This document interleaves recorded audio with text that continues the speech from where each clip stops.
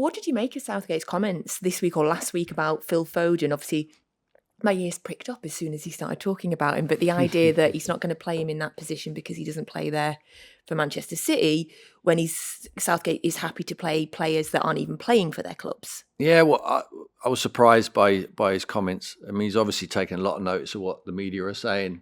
He needs to do his job and do it to the best. It's his head on the block, after all. So he's got to do what he believes in. For me, Phil Foden is someone with so much talent that you have to build a team around him. Jack Grealish, I've worked with this kid. I know exactly what he possesses. And they all want to play in that free role. And they're all good enough to play in this free role. Les mentioned Eze there.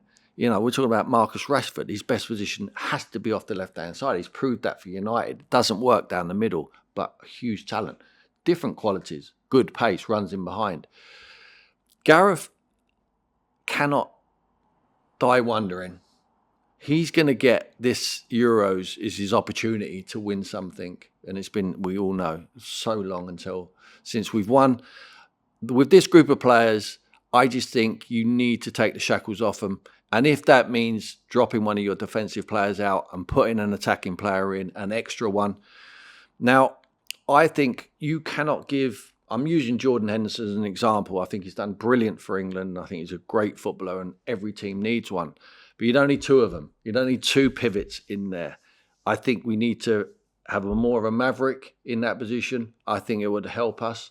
I think you cannot give the guy who breaks the game like a Phillips, like a Jordan Henderson, what Grealish has or what Foden has. You cannot give them that into their game. But what you can is give it to Grealish and give it to Foden and to Eze what they do. Work rate, responsibility. You can teach them that. You cannot teach the other way around. So I think we need to embrace them and we need to show them some love and we need to play a more attacking style. I mean, he can't do any more than he's done in qualifying. We know that. But we know we're going to qualify with a group we had. It is about when we get to the tournament. I think, I'll give you an example. If Pep Guardiola was a manager of England, we would win and we would have already won. Oh, I like that too. Do you agree, Les? Yeah, I've often said we have a group of players.